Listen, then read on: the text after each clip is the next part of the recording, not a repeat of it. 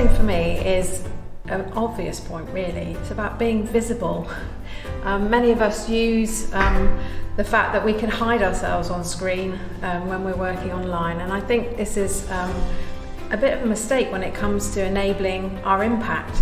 We have a much bigger impact if we can be visible and have some kind of contribution to make to the meeting. So I would suggest that you contribute actively, you're visible, you use the chat facility in a sensible way to share documents and things that are relevant to the meeting, proactively engage in the session, just like you would face-to-face, but more consciously when you're online. The other thing to say when you're operating online is to think about the draw that is to multitask while you're online.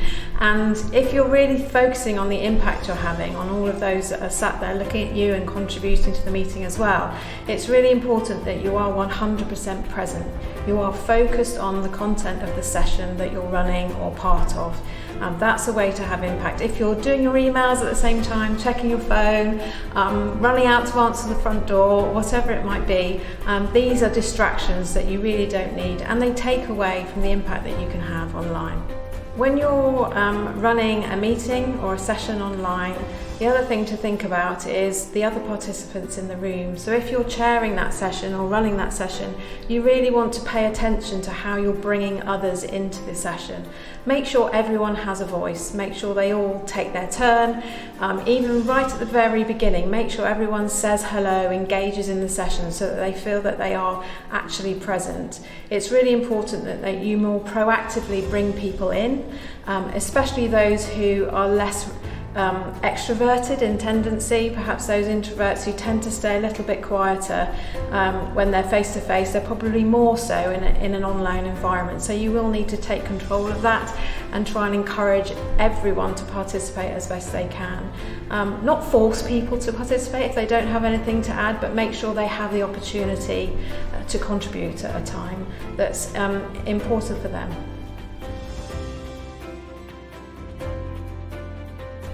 Yeah, I think this is a really important one for both face-to-face and online, actually. You know, the first thing is to be actively engaged. And we can demonstrate our listening through not only the words that we offer back as a result of something that somebody said, but also our body language and our affirmations, our acknowledgements of what people have done. All of those things are really useful to do online. And again, with the online side of things, you really need to kind of overemphasize those points to make it obvious and clear. So be explicit in what you're doing, and if anything, be more of yourself when you're online than when you're in person. I think the other thing that shows that you're actively listening is you positively acknowledge the contributions that others have made. You refer to things that they've said, you mirror them a little bit, you offer back some of the words that they've used. That demonstrates that you're actively listening. And also build on their points. So the use of a really simple technique such as yes and. Yes, that point's really interesting, and you say something more to build on that point, to create a little bit more depth and breadth into this discussion that everyone's contributing to. That demonstrates, I think, a real level of active listening that can be obvious online or in person. I think the other thing to do when you're demonstrating active listening is to really get curious. Get curious about what the individual's talking about, where they're coming from, why that's important for them, what's made them think that way or feel that way. Just turn on that curiosity switch and ask questions of them rather than making statements or necessarily always offering your opinion. So in order to bring them out online, get used to asking lots of lovely big open questions to encourage them to contribute more.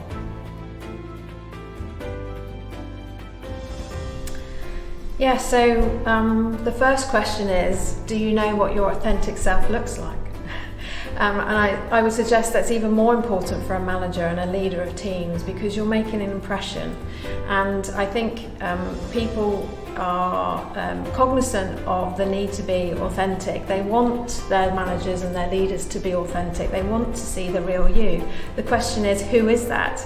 So if you, I guess, haven't done the work on understanding really genuinely who you are, whether that's in person or online, then I suggest that's a good place to start. And then once you have kind of got to grips with that, there shouldn't really be a differential between meeting you in person versus meeting you online. I'd love to see the same person consistently over and over and over. It's who I meet on LinkedIn, who I meet in the online environment, who I meet face to face should be a consistent, authentic version of you. So find out who you are and then be consistent about the way in which you project that. I think the risk of being in the online environment is the technology itself sometimes enables us to hide in some way, and perhaps our authenticity gets reduced in some way because we're sort of hidden or feel that we're hidden behind a screen. But the reality is, it is only a screen. It's a window into your world. Really your focus on being your authentic self should be exactly the same as it would be in person. The thing I'd like to sort of reiterate about being online is don't forget the world behind you, behind you as a human being. So everything that people can see in and around you represents you and your way of being. So be mindful of that. Be mindful of the environment that you're operating in and take note of that. The other thing to say about the online environment is when it comes to some of the practicalities of being a manager and a leader online is that I think you have to do everything more tightly, if you like. So be a bit more structured with the way in which you do things. That everything is time bound as it is in the room, but we know that there tends to be a little bit more flexibility in the room. So be conscious of that. So structure your time carefully and make sure you have the impact that you want within that time that you have available. Chair tightly, bring people in, manage the time well.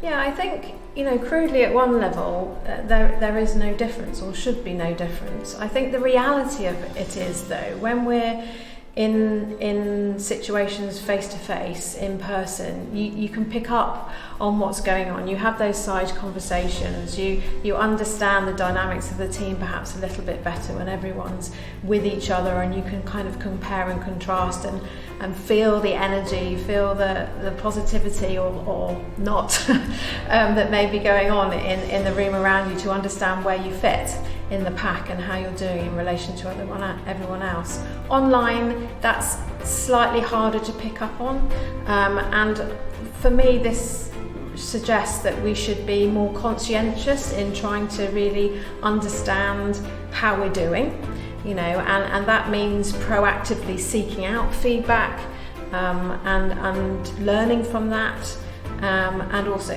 gathering input from all different areas. Not necessarily your direct line manager necessarily, but really thinking about how you're coming across all the time.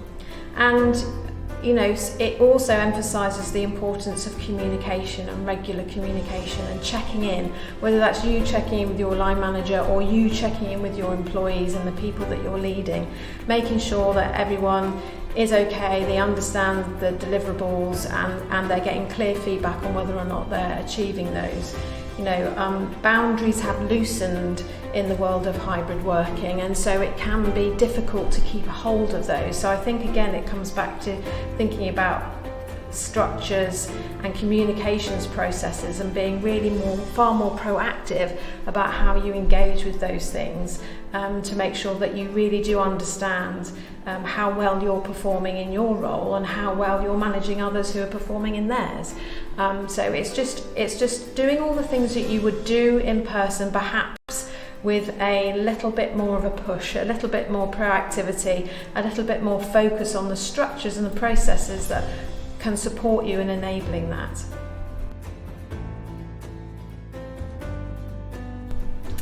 Yes, this is a really, really good one because I meet many people who dislike networking in whatever medium, whatever form, and I think doing it online is good for some of us and perhaps less good for others.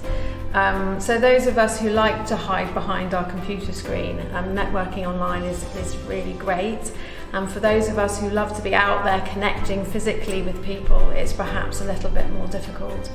You know, it comes back to the point I was making earlier about authenticity. So get really clear on who you are, what you're about, and the content of those networking conversations. What are you doing it for and why? What benefits do you bring to the party, and what are you seeking in terms of what are you getting curious about in terms of the other people that you're meeting? So be clear about that before you start. And each networking opportunity will obviously be different and have a different focus. So just get used to thinking about that before you engage in that. And I think when you're networking online, it's even more important to do that, because there's probably less room, or there feels like there's less room for chit chat, which we would probably do more easily if we were face to face with somebody. But you know, some of the normal principles apply here. So you know, when you've had a meeting, for example, and you follow the normal kind of online meeting etiquette, you know, there's no reason why you then can't connect with a person afterwards, just like you would in a face-to-face setting. You know, send them a message saying how interested you would be in having a further conversation. You can do all of that online. You know, either the chat facility as the meeting's closing on Zoom or Teams or whatever you are on, or a LinkedIn message, or even an email if you know their details, obviously. Use LinkedIn proactively to network online. It's a really amazing tool, as is, you know, Henley Live in a Henley Business School setting. You know, reach out to those people that are of interest to you. You know, I'm absolutely sure that the majority of them will respond in a positive way. It's really nice when you're asked about yourself and to share your experiences with others. People feel really good about doing that normally. So don't feel afraid to reach out in much the same way as you would perhaps if you met someone on the corridor or bumped into them in the canteen. You know, you can do the same thing online. When you're thinking about networking online though, there are just a few practical things to think about.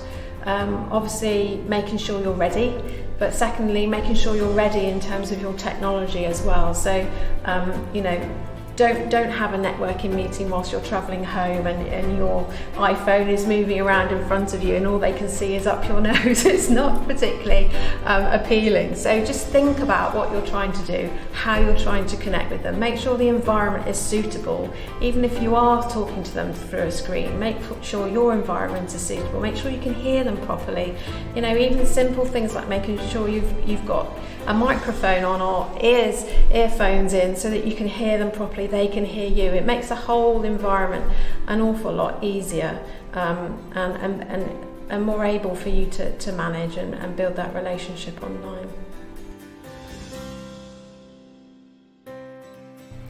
Yes, so I'm going to repeat a little bit about what I've said already because the same rules apply. The first thing is set your environment up properly. You don't want kids running in and out or animals jumping through the screen as you're being interviewed. So make sure the room is secure. Make sure that the screen is set up in a way that they can see you clearly. Make sure you've got a microphone and earbuds to use so that they can hear you, you can hear them. All of those really practical things are really important. Test it out. Make sure you test it all out first. And if you're using, if they're using a particular piece of software or they're meeting you on Zoom or Microsoft Teams or whatever it is, make sure you know how to use that platform.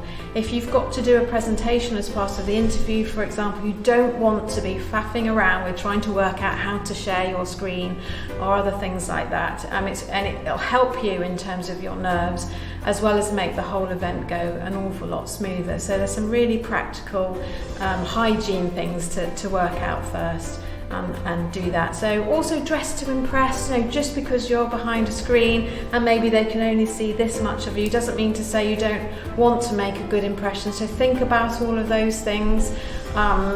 Even right down to the shoes you're wearing. I know sat there working in your slippers might be one thing, but when you're trying to feel confident for an interview, maybe you want to put on those heels or your posh pair of brogues or whatever it is that's your thing. That's really important. So make yourself feel the best version of you by whatever means that is. I think there's something else also around speaking very, very clearly online. You can get away with it a little bit in person, but online, particularly if you've got a panel interview as well, really focus on your diction. Make sure that you are speaking clearly, they can hear you, and you don't rush. Take your time, and if you feel like you're rushing, just take a simple breath, pause, and then move on again. If there is a panel interview in front of you on screen, much like you would in person, focus on one person at a time. The person that's asked you the question, respond directly to them, look them in the eye, even if they are through a screen. It's exactly the same thing. And then bring the other people in by looking their way as well, and using their names, as well, to bring them into the conversation.